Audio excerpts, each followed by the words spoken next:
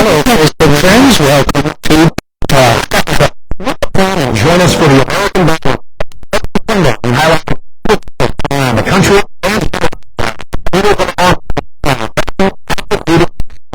and charities every single week. Appreciation.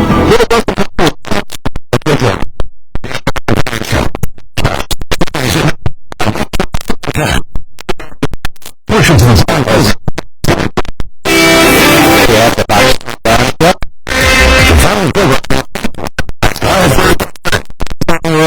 responsible for any of the views, fabrications, postulations, or outright falsehoods you may hear in the upcoming program. Nor is the station management, its parent company, stockholders, or their families, or the parents, siblings, spouses, okay. Enemies are responsible. Yeah, that's it. Anything they say that you don't like, you can blame on our enemies, whose names they will reveal on this show, or then like this one, sometimes if there are any future shows, that is. We don't really have any enemies at this time, but we're planning to alienate enough people through the course of the next hour or so that they'll have enough enemies, so that we'll have no trouble finding one to blame or discussions on. So then, sheesh.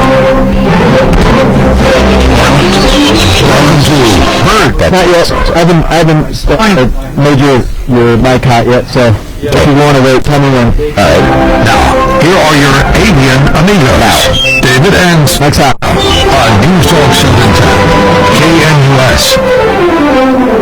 Well, good afternoon. Good afternoon. And welcome to BirdTalk. You are listening to BirdTalk Guys. Scott and David Mennel with BirdTalk on 710 KNUS, 990 KRKS. And on Facebook Live, we catch up with podcasts at birdtalkguys.com. But today, the 17th of September, what happened in history? In history, back before this day, at 1630, the city of Boston, Massachusetts is founded.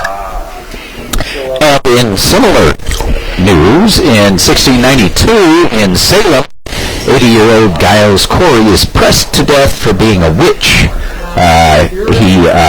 This was a persuasion technique they used back in the day. They would put a couple of planks on a guy, and then they just load rocks on top of him until he decided to confess that he was a witch. And of course, he was accused of being a witch because he beat his servant to death for stealing his neighbor's apples, although he wasn't sure the servant stole the apples, but he refused to confess to being a witch and was squished. Oh my. It took about 2 days. Oh gosh. 1787, the U.S. Constitution is signed and adopted. It was ratified in June, a couple of months later, June 1788, by all 9 U.S. states. In 1822, Jean-Francois Champollion describes his solution to the triple inscription on the Rosetta Stone. And learned Spanish at the same time. 1911. Wonder what app you used. I don't know. I'm learning Navajo right now.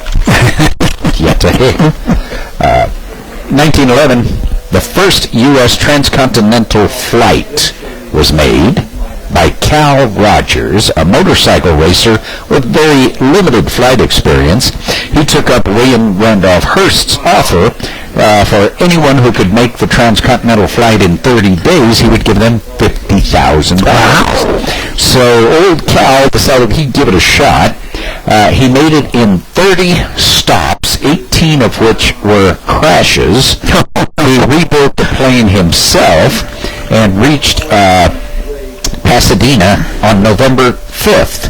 That was 49 days later. Oh. So he did not get the $50,000. But those motorcycle guys can do anything. Yeah, it was 19 days too late, but he flew for a total of 82 hours to make the trip. And here, all this 111 years later, he gets memorialized on BirdTalk. Yeah. He's probably looking forward to that. Yeah.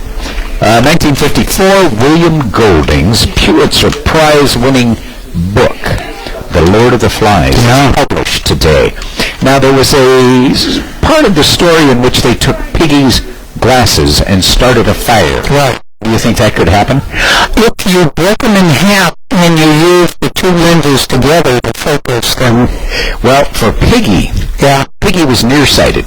Right. So the lenses spread out the light. Right. You'd be had been farsighted, where the lenses concentrate the light, then it could have worked. Do you know any little kids that are nearsighted wearing glasses? We could test this. Yeah, we could.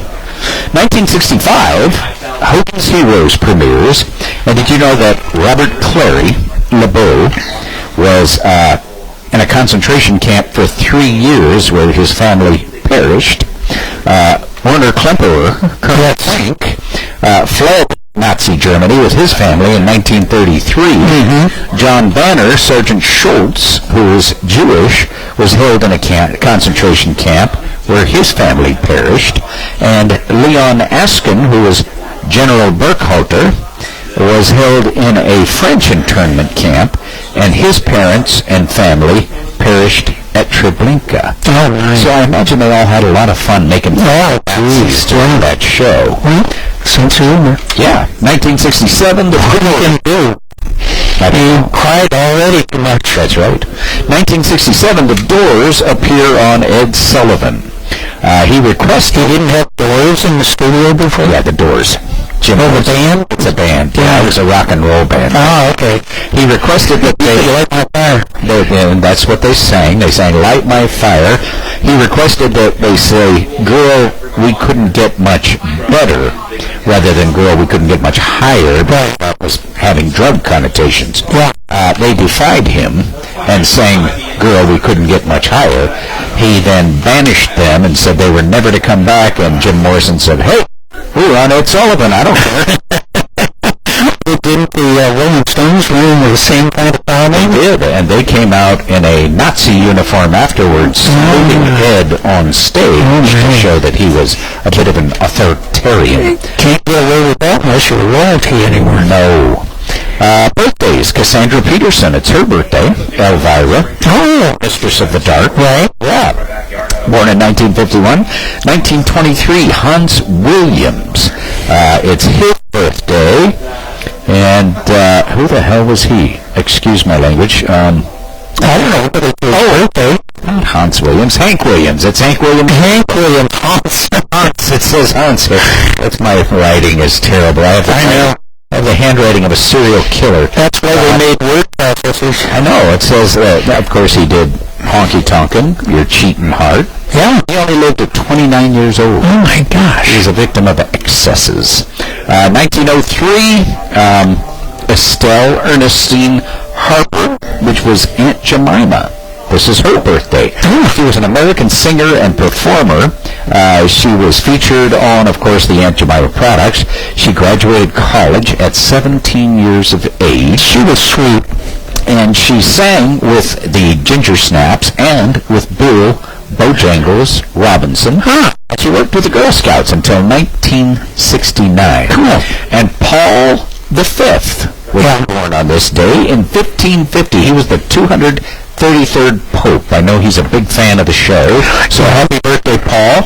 And, it's good to hear Peter's voice again. Speaking of Paul, it's good to hear Peter Boyles on the air again. That's always nice. Speaking of the Pope, the former Archbishop of Denver used to be a customer at Birds Unlimited. I'll be darned. Charles Chaplin, folks.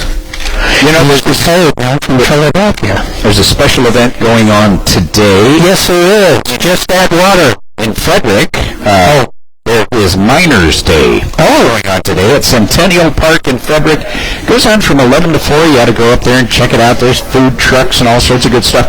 And my beautiful bride, Kathy, is exhibiting her art in one of the booths there. There will be many booths of local talented arts and crafts people. And just to clarify, you can be over 18 and still attend the Miners Day event. That's right, yeah. It's not minor, it's minor. It's minor, not minor. Not minor. Okay. We're going to be back after this, 303-696-1971. My favorite bird is the Chicken. You are delicious. It's not funny, but it is kind of. Anyhow. Yeah, I don't know. Yeah, I know what's wrong. I don't know how to fix it. And cylinder feed of the mic. AC blends work well too. But the butter is just grab a seed, turn down the wood, feed on it. you don't get to watch them as long. That's right. No, this is the Phantom Tower thing. Pecking away at the most nutrition animals in the known universe. That way you get to see them longer. These cylinders can Let me turn it down. sure to bring in the This says send, which is what we send back to the studio. Us today at the southeast corner of 88th and Wadsworth in Arvada, the southeast corner. So what you could do, either maybe you could, I don't know who's Scott or Dave right now, because your voices kind of sound alike. Whoever voice is louder right now, whoever's mic is hot, that's good. I took mine off, so that's why. Special visit. Okay. And let me hear Dave then. This is me. Oh, okay. Let me hear Scott then. This is me. Okay. So Scott, you were coming in a little bit too hot. Okay. And then, so if you want to turn the mic just a little bit down, and then it'll be even, so then I can both your levels. All right. How are we now? Reading 2. back again in the fall. It's The only finches that How is it now? seed eaters. That's good, but let me hear Dave's.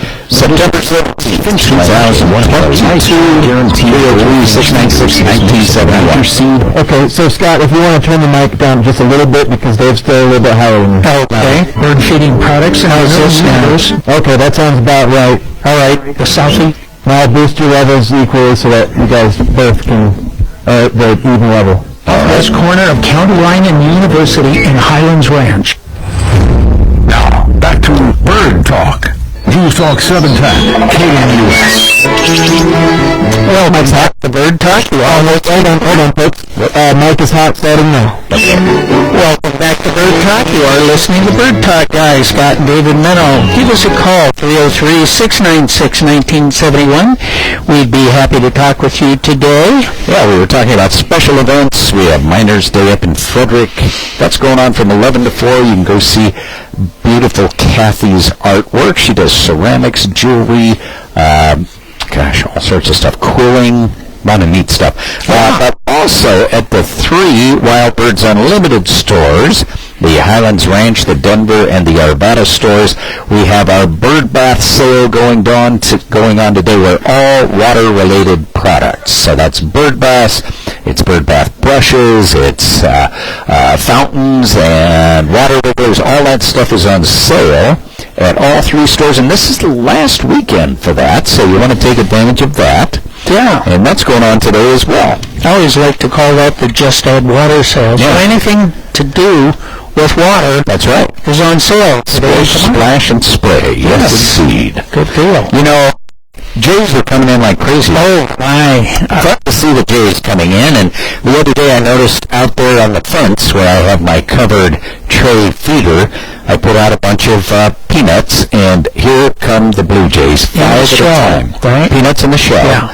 Blue Jays are coming in 5 at a time to feed on them, and I noticed sitting over on the fence, there's a little squirrel watching the Blue Jays feed on the peanuts, and he had this kind of winsome, longing look on his face, and I believe Sigmund Freud called that peanuts envy. Probably, yeah. I imagine he did. He did. I had a blue jay in the yard yesterday that came in and sat there, and he did just the most wonderful imitation of a hawk. Aha.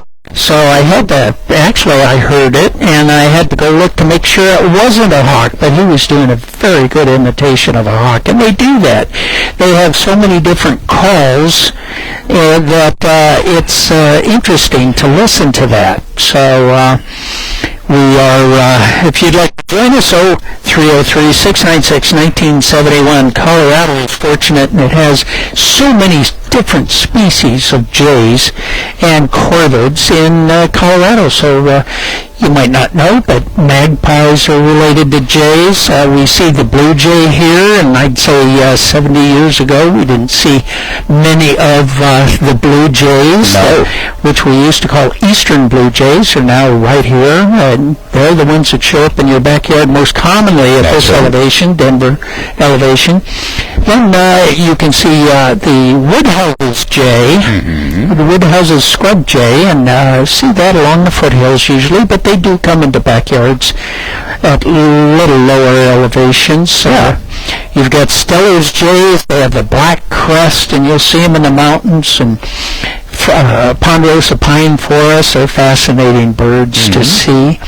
And pinyon jays, especially in southern Colorado, but we can see them sometimes up around here.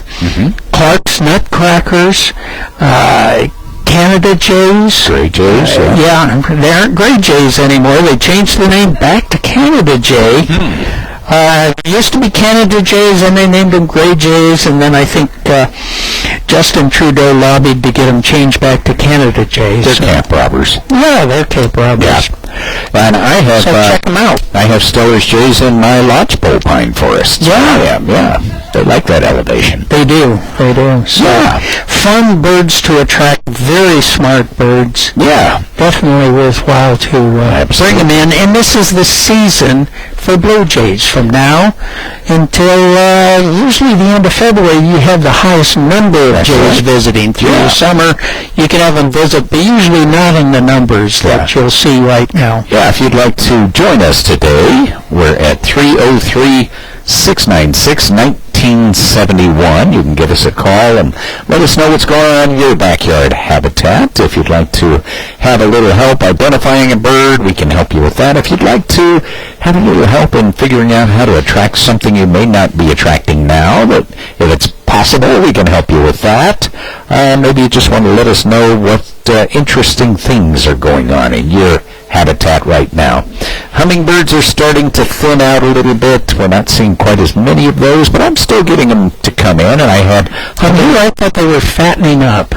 Well, they are. They're fattening up to thin out. Yeah. And I had hummingbird moths coming into some of our flowers yesterday. It was interesting to watch. Why do we call them that? Because they look like hummingbirds. They're the sphinx moth. And Peterson even has a picture of them on his hummingbird page in his field guide to North American birds, because people are so frequently confused between the hummingbird and the sphinx moth, thinking the moth is a hummingbird. Because the behavior is so similar. Yeah, but it's a moth. Right. It's not a hummingbird. Right. It's a clever imposter is what it is. So if you haven't seen a hummingbird at your feeder for about 2 weeks, it's probably okay to take it down. But if you have seen them recently, don't take it down until you just haven't seen any activity for a couple of weeks. That's right. Good way to do it. Yeah. Hummingbirds will not forget to migrate. No. If you'd like to join us, the number is 303-696-1971. We'd be happy to talk with you today. Yeah. So I found this, and this is an interesting thing. Well, this is part of nature. Yeah. The Saturn ring mystery is possibly solved after 4 centuries of uncertainty. Saturn isn't the only ring planet in our solar system. This is from Wall Street Journal. But its girdle of ice and dust is by far the most spectacular. I mean, you can see it from Earth with your binoculars. Yes. If it's just at the right angle. And a new study gives a fresh explanation of how and when Saturn's rings formed, offering a solution to a mystery that has stymied astronomers ever since Galileo held up his telescope and first observed the planet in 1610. The rings formed 100 to 200 million years ago when one of Saturn's moons, thrown off course by another moon, veered too close to the planet and was ripped to pieces by its gravitational forces, the study suggests.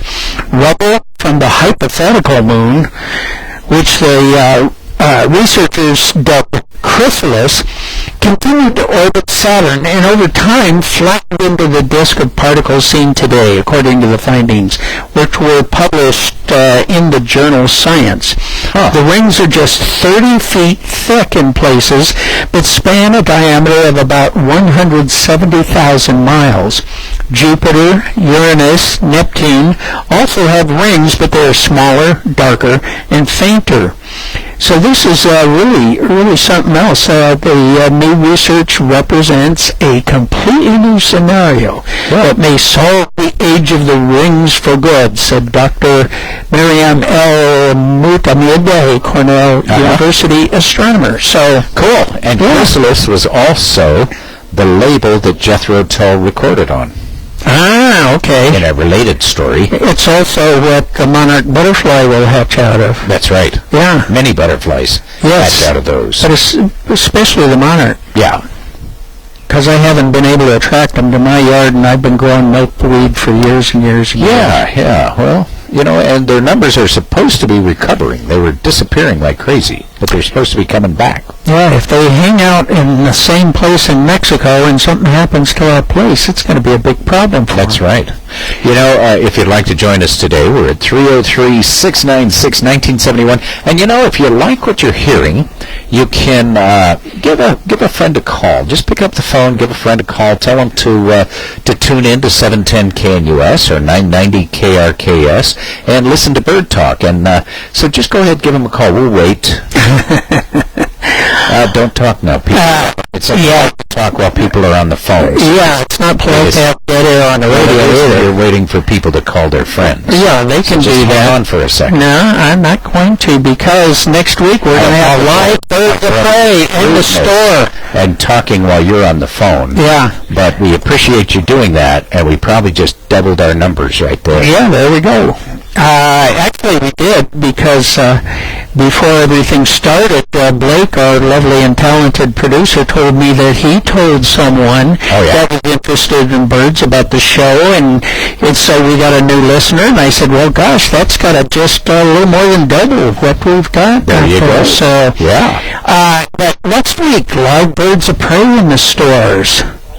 From Nature's Educators. Exactly, yes. So, that'll be fun. They always bring in a good variety of birds to the stores, and it's just wonderful. People love to come in and see the birds up close. They bring in their cameras, bring in their children and grandchildren, and just a wonderful way to see hawks and owls and eagles and vultures and all sorts of interesting birds up close and personal. Oh, you bet. So that'll be September 24th, Saturday, from 11 to 4. Yeah. So good amount of time, and you can check them out. And usually they're different birds at each of the 3 stores, so that's kind of fun, too. That's true.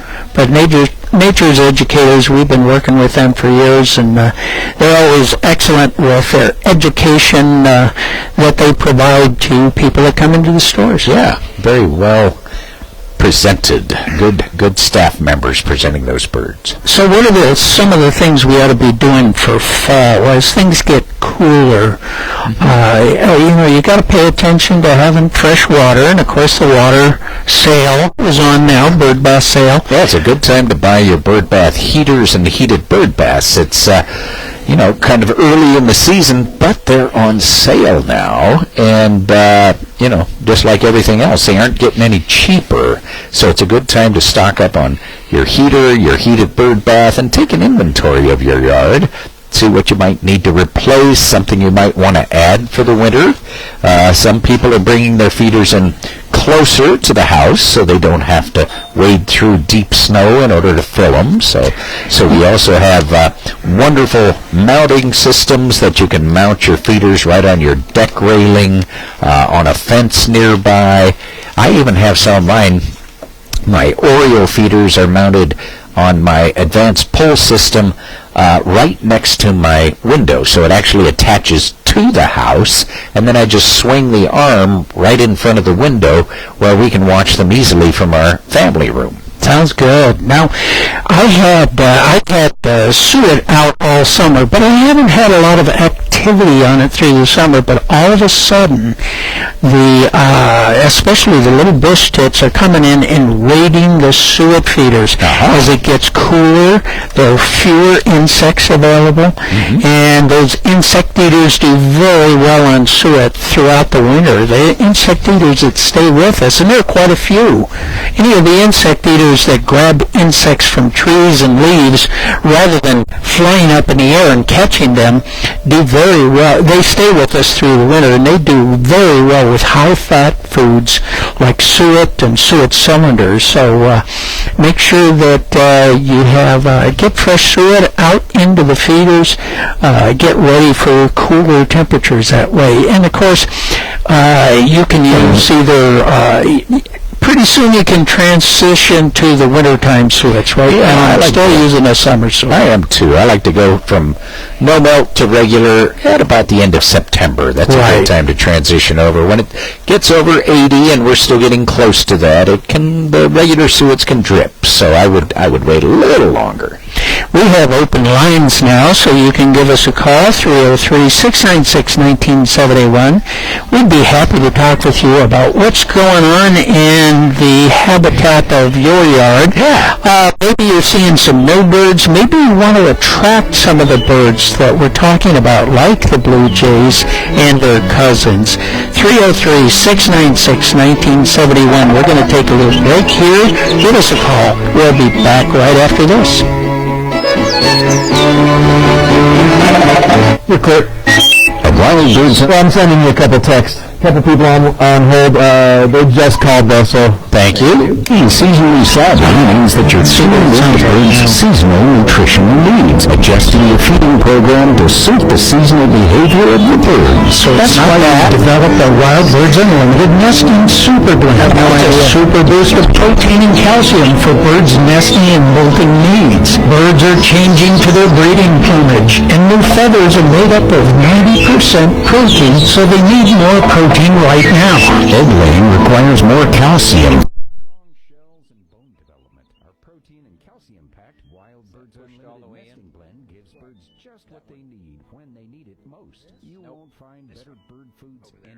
Pick up some Nesting Super Blend today at the southwest corner of University. In Highlands Ranch, the southeast corner of 88th and Wadsworth in Arvada, and the southeast corner of Wadsworth and Yale in Denver.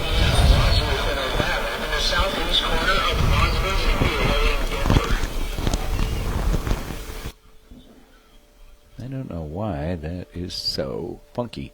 Are those connections good up there? Yeah. Yep. It's a little better. What's all Howdy.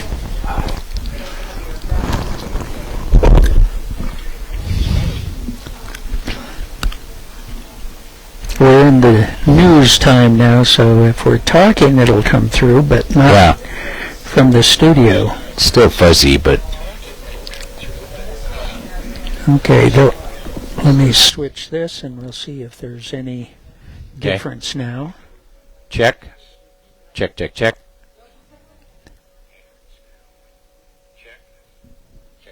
That's a lot better. Okay, Yeah. that's 20 decibels here. Okay. American Family Insurance reports that birds keep Yeah, farmers that's it. in business. They are great. The farmers or the birds? Both. They protect our drinking Yeah, water by Nikki says preventing it's great erosion. right They now, are so, critical to our okay, we environment found and one plant switch. growth. Farmers or birds? You got to push the right Both. button. The Nikki. Tom Walker Agency And there are just at too American darn Family many Insurance buttons is here. a sponsor That's of our program because he understands the importance of shielding birds to maintain Okay, a healthy Facebook environment. friends, you Tom can isn't able to call offer us at insurance 303-696-1971. protection for birds, but he is here to help you We have protect you open and your lines. property from Yeah. the And as unexpected you know, hazards you may This face. is a Tom Walker listener-driven Agency can show. help protect That's you with right. auto, home, So, umbrella, even if you don't have a business, license, you life, can and farm call. and We're ranch just the coverage. back For seat all your drivers insurance here. needs, do what we do. Call Tom Walker at 303-504-9605. So we have Jackie first, and then we got Susan after that from Denver.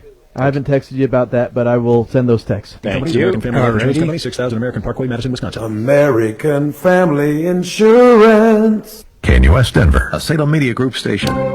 Here we go. Mike is hot. Join the Bird Talk flock. David and Scott Minnow are here to answer your bird feeding and nature questions. Now, here are David and Scott on News Talk 710 KNUS. Well, welcome back to Bird Talk. If you want to join us, 303-696-1971. We're going to go out to the phones and talk with Jackie in Lakewood today. Hello, Jackie. Hello, guys. I have a question about the Blue Jays. Okay, All right. We got an answer. Yeah. I'm sure you do, because I don't. What exactly are called the camp robbers?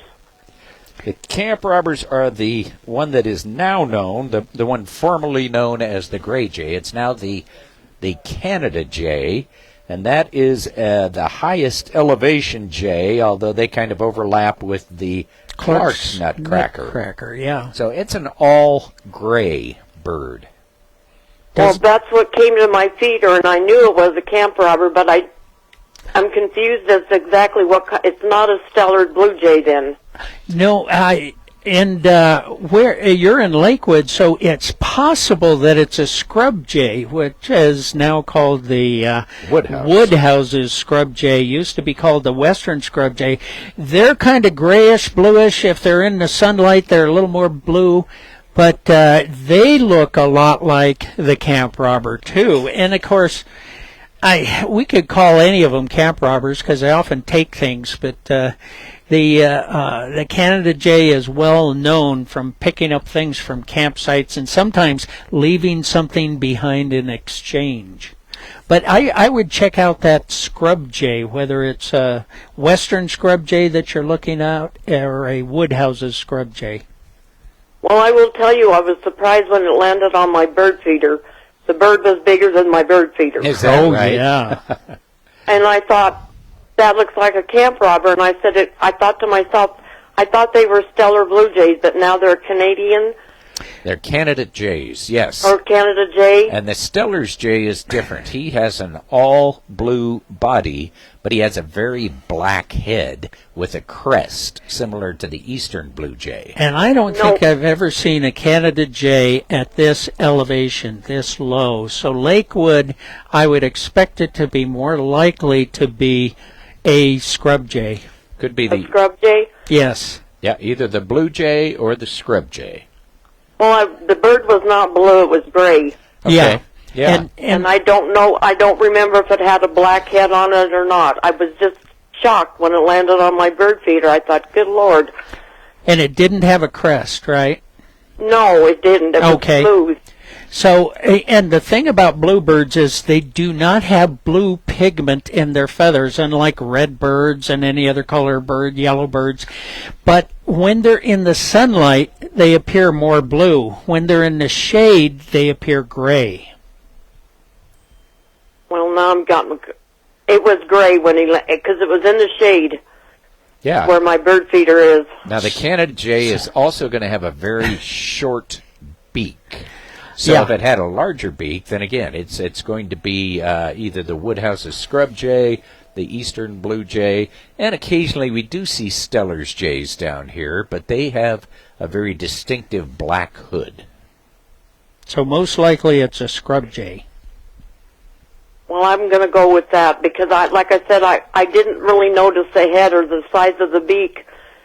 I just was surprised when he was as tall as my bird feeder, and it's not that big. Yeah. It's always fun to have a new bird that shows up at the feeder. Well, no kidding, and he's bigger than I was shocked. I was surprised. And then my other question is, my sister told me that it was on the news that there was some kind of migration of birds coming through either Sunday or Monday, and she couldn't remember what kind of birds they were. Yeah, I saw a news story on migration the other day, and it was pretty much just a general story on migration. They were talking about the fact that billions of birds at this point are migrating from the north to the south. They do it primarily at night. Most migration takes place at night because it's cooler, so they can conserve more energy as they fly south. But on these wonderful nights like we had a few days ago where we had the full moon, that's a good time to try to spot migratory birds as they fly across the moon. Yeah, you'll be able to, you can see them frequently that way. Oh, well, she said she was going to call me, and then she got sidetracked. And I did not hear anything about it, so I thought, well, what did I miss? Do you want us to call her? And tell her that she'd miss me? Yeah. Why didn't you call your sister? Yeah. You said you were going to. Right. Jeez. Well, I know, but she couldn't remember what kind of birds were migrating, and she thought of me. Well, it's the neotropicals at this point. They're a lot of the ones that are migrating right now. So, yeah, well, that's very nice of her to think of you, isn't it? That was, except she couldn't remember what kind, and I said, well, I can't go out now and watch them. I didn't know they did it at midnight or at dark. Well, they do it in the day, too, but most migration takes place at night. And then the other interesting thing that I saw last week is that there was 2 hawks circling, and there all of a sudden I'm assuming it was a crow came up, and one of the hawks kind of batted it down, and they flew around for a little bit, and then everybody went to the ground. Why can't we all And just I thought, get along? that was fun. Yeah, isn't that neat to see? It is. I could see the hawks circling, and I knew they were hawks because they were gliding. They weren't flying. And then all of a sudden this blackbird came up, and then it went down. I don't know if the hawk got it or I don't know. I just thought it was very interesting. Yeah. Well, some smaller birds will do something called mobbing, and what they do is they go after larger birds like hawks to try to let them know they're unwelcome in that area. Maybe they feel that they're either threatening a nest or they're just threatening the territory where that other bird feeds and hangs out, and they'll do what they can to be very annoying to try to get those hawks to leave the area. That's right. Well, they should get a welcome mat and just welcome them and move on. I think so, too. Hey, thanks for joining us today, Susan. Jackie, we appreciate your That's all right. Appreciate your call. Thank you guys for clarifying my Blue Jay problem here. You betcha. All right. And now we're going to go out and talk to Jackie. Susan. Susan, we just talked to Jackie. We're going to talk to Susan. Hi, Susan. Hello, can you hear me? Yes. Yes. My question is the lack of birds that have been in our backyard. This summer we've had hardly any. A few in the spring, a few robins, but this summer nothing. And we used to have a lot. Over the last couple of years, it's kind of dwindled. But like I said, this summer nothing. And we have been seeing crows. What are you doing wrong? Nothing. Everything's just Now, I mean, the bird feeders are out. The squirrels are eating everything. Every now and then a hummingbird would come to these purple flowers we had, but they preferred that over the hummingbird feeders. But everybody's commented in the neighborhood of the lack of birds. It's not just our backyard. It's just everywhere. We, like I said, in the southeast part of Denver. Okay. And David and Chris kind of covered this with another caller last week, talking about natural foods that have been available through the summer. As you know, right now, it's kind of surprising. Things are still pretty green. There are some areas that are brown, but natural foods compete with the feeders that you have. So if birds find a lot of natural foods available in your area, they're going to prefer that over the foods that you offer in your feeders. That can be one of the things that occur. Another thing that can occur is predators. We were talking with Jackie on the phone about hawks, and hawks in the area will often make the little birds that come to our feeders sparse, because they don't want to be around to be caught by a hawk that might be looking for them. And most of the time we won't even see where the hawk is, because the hawk is supposed to be it's supposed to be pretty secretive until it pounces. So both of those are situations that can occur. Now, if you've had your feeder out all summer and it's been through this hot weather and everything, it might also be a good idea to dump out the old seed and put fresh seed in there. When seed is out there for a while, it can dry off and lose its nutritional value, and birds would be less likely to come back to the feeder. Oh, okay. That makes sense. Yeah, hang in there and let us know what happens. It's an interesting hobby, and that things always change. So hang in there and let us know what happens. Okay, well, thank you. Thank you. Thanks, Susan. And we wanted to remind you that today and tomorrow, the last couple of days for the bird bath sale. So bird bath strippers, swigglers, little fountain things, enzymes that you can add to reduce sludge. Anything that has to do with providing water for the birds is on sale right now, today and tomorrow. So come in, check it all out. This is a good chance to get ready for winter, too, with a heated bird bath or a bird bath heater to keep that water unfrozen through the winter. Birds need water all year long. We're going to take a break here, 303-696-1971. Sliced bread Nice. is being the last greatest thing. Not the internet, not the automobile. Nope, sliced bread. Kelly called me right as we were switching over phone calls. No problem. Toast. That's nice. It's been one of those days, fellas. Yeah. That's all right. You're doing Greatness of good. Sliced bread and cinnamon toast. Gotta keep on trucking, right? That's it. I can't come to a lot Give of us a meetings. number. There are no meetings to attend. When you join, you get 15% off the best prices there'd be on more. the world's best bird food all year long. Right. And you I get know. 5% off bird food sale prices, and every purchase earns Bird Bucks rewards points Of that you can use to those, purchase anything in the store. We'll give you a 7 free are gift just for endemic. joining. So take a back seat, Sliced Bread. There's a new best thing in town, and it's only at 69. Wild Birds Unlimited Rare. in Highlands Ranch at the southwest corner of University and County Line Road, in Arvada at the southeast corner of 88th and Wadsworth, and in What was Denver that, at the southeast Wren corner that of we were Wadsworth seeing and down Yale. there? Happy Why Wren? am I so hungry? You know, a lot of people don't know this about me, but I once killed a guy in a bar fight. David, that's not true. I know it's not. That's why a lot of people don't know that about me. One thing they do know, though, is I love hummingbirds. But who doesn't? I do. The best way to attract them is with timing, freshness, and visibility. Put your feeders out in mid-April and keep the nectar fresh. And keep the feeders visible. That's right. Increase the odds of having these little jewels of the sky visiting by using our lifetime guaranteed no-drip Wild Birds Unlimited hummingbird feeders and nectar mix. Add some hummer-attracted plants and create a hummingbird oasis. The hummingbirds are coming, so get prepared today at the southeast corner of Wadsworth and Yale in Denver. All right, we got Dana from Denver. I think from Denver, but Dana, Costa Rican birds. He went to Costa Rica not too long ago. Alrighty. Wild Birds Unlimited, we bring people and nature together. Now, back to Mike's hot, fellas. News Talk 710, KNUS. Well, welcome back to Bird Talk. You are listening to the Bird Talk Guys, Scott and David Meno with Bird Talk on 710 KNUS, 990 KRKS. And you can find out more about Bird Talk and the stores by going to birdtalkguys.com.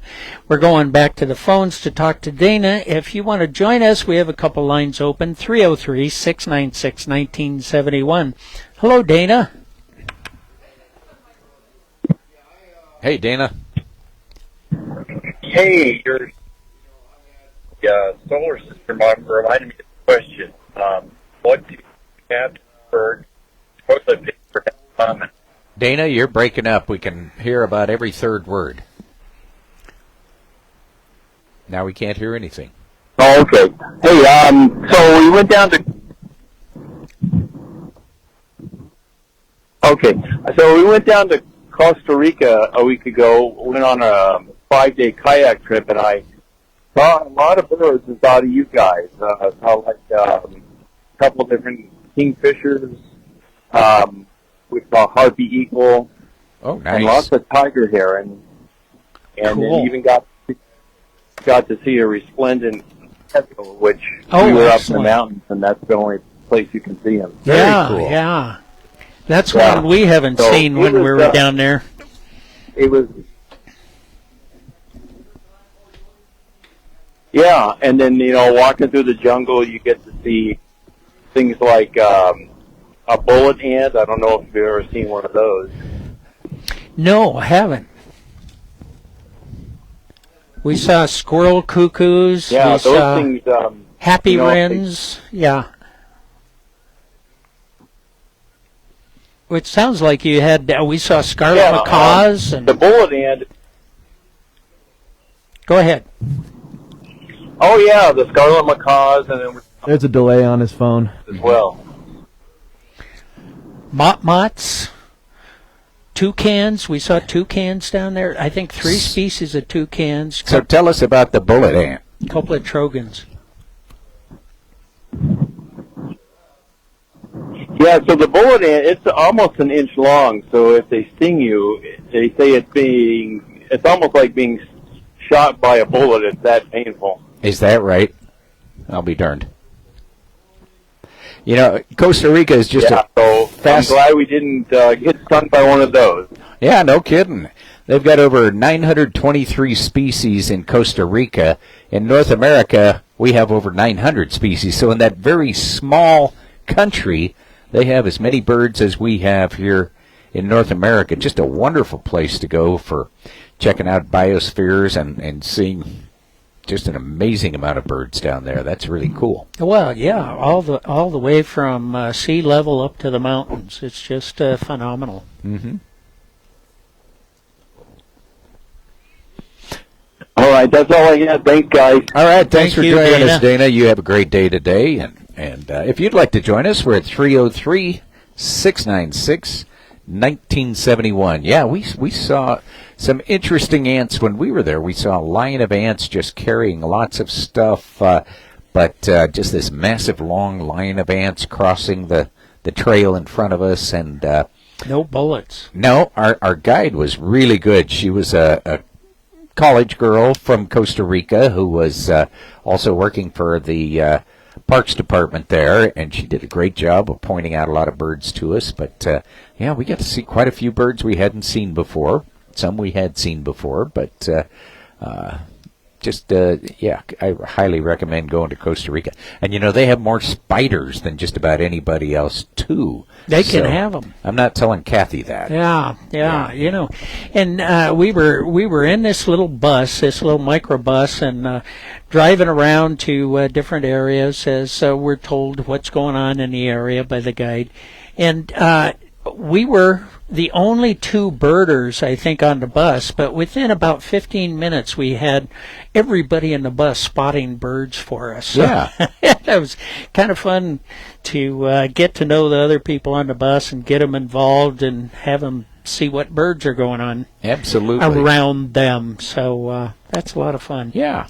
So. Well, we have our bird bath sale going on at the Arvada, the Denver, and the Highlands Ranch store today. So this is the last weekend. So today and tomorrow are the last days to save on anything that's water related when it comes to birds. And those stores are located at 7370 West 88th Avenue in Arvada on the southeast corner, at 2720 South Wadsworth in Denver, southeast corner of Wadsworth and Yale, and at 1970 East County Line Road in Highlands Ranch. And as I was mentioning earlier, water is so much more important in the winter than just about any other time of the year, because everything may be frozen. Birds need water to survive. They can eat snow, but that actually dehydrates birds over time because it takes more moisture from the body to dissolve and to benefit from the snow than the benefit that they're actually receiving. So having an open source of water in the winter is a great way to not only help the birds, but to see activity you might not see otherwise. And you can do that by taking out a tray of warm water, and you may have to do that several times during the day on a cold day, but that certainly is a benefit for the birds. I'm a little lazier. I like to use a heated bird bath, and our heated bird baths have a thermostat built in so that they just come on when the water temperature hits about 35. When it gets close to freezing, the thermostat triggers the heater. It comes on. It takes the water temperature up to about 45, so it'll stay open for a while, and then it turns itself off. So it's an energy efficient bird bath. But birds will be bathing in sub-freezing temperatures, and we think that's where the term bird brain came from, but actually it's pretty smart. They have to keep their feathers nice and clean in order to stay warm. They have to fluff them out so they can trap all that warm air next to their skin, next to their bodies, so that they can stay warm. That's why when you look out there and you say, look at how fat that little chickadee is on a cold day. He's not fat. He's fluffed out his feathers so he can survive that cold winter day and those cold winter nights. He's put on his puffy coat. That's right. Yeah. And if you have a nice bird bath out there that's made of stone or concrete, you can add a heater to it, or metal. You can add a heater to it that does the same thing. It's a thermostatically controlled heater, and that's going to keep the ice off the bird bath. They'll use it for drinking. They'll use it for bathing throughout the winter. And again, it's really does benefit the birds when everything is frozen out there. And as I said, those are on sale. Last 2 days are today and tomorrow. And Yeah, it's a good time to buy them because, like everything else, they're not getting any cheaper. Oh, yeah. Now, on Facebook Live, our friend Nikki says she finally had the opportunity to see a great horned owl in person up close in the quote-unquote wild. Nice. Her neighbors were kind enough to alert her and let her hang out in their backyard for a while to watch the owl. Took about 150 pictures. It's nice. Digital cameras are nice, because you don't have all that film that you have to process and find out which ones were good. But she took about 150 pictures. Other neighbors' chickens were silent for once, and it could be they didn't want to get noticed by that owl. So the neighbors know that Nikki is that crazy bird person. That's so they right. That's notified her there was an owl out there. She says it was a great experience, and thanks to all the guys and gals who alerted her to the great horned owl. Yeah. And it's, sometimes the only way you notice that there's a great horned owl in a neighborhood is either at night where you hear it hooting, and you have trouble finding it because it's dark, or during the day when it's being mobbed by crows or other birds that are making a big racket to try to chase it away. That's right. If you hear that, get your binoculars and start scanning the area where those birds are making a racket, and often you'll find great horned owl or maybe some other predatory bird in that area. Yeah, the first time we saw a barred owl was in Seattle. We were birding in the Hoh rainforest with a guy named Pete Dunn, who's written a few field guides here and there. The reason we saw it were the crows were mobbing this barred owl. Yeah. And Pete goes, "Oh, there's a barred owl." And I could see the crows mobbing it, but I couldn't see the owl, and it's because the owl just blended in so beautifully with the texture of the tree that he was standing in line with. So Pete saw it immediately. I saw it about 15 minutes later after staring at it for a long time. But that is a good indicator for how to find other birds, especially birds of prey. Yeah, that was an interesting birding trip because you spent a lot of time watching the ground so you wouldn't step on banana slugs that were all over the ground up there. Yeah, I actually brought a few of those home in the Vibram soles of my hiking boots. Yeah, they were no longer living. Kathy notified me of that. They were there. Yeah. So that was fascinating too. It was. Fascinating It was a little great trip. You can go all over the country, different trips, take a pair of binoculars along, and got an afternoon to go to the park or something like that. We even birded in Central Park, you and I did. Yes, we did. Kathy did, and it was interesting because it was a very hot day, and the birds were a lot smarter than we were, because they were staying in cooler areas, and they we were were just sweating like crazy. But fortunately, it was keeping the gangsters away, too. So yes.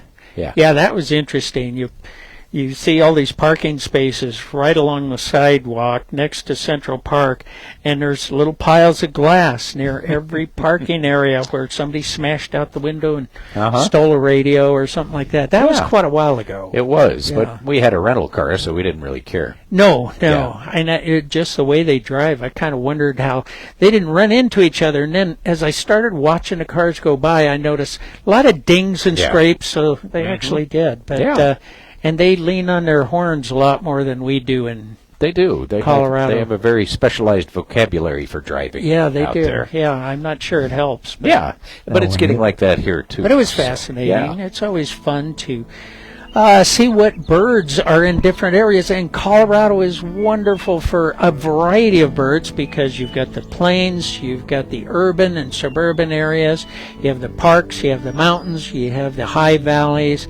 So a great variety of habitat to see a great variety of Colorado's birds. That's right. We want to thank you for joining us. We're here noon to 1 on Saturdays on 710 KNUS, 990 KRKS, and we want to thank you for joining us. Stop by next Saturday to see the Birds of Prey from 11 to 4. And until then, we'd like to say, happy birding.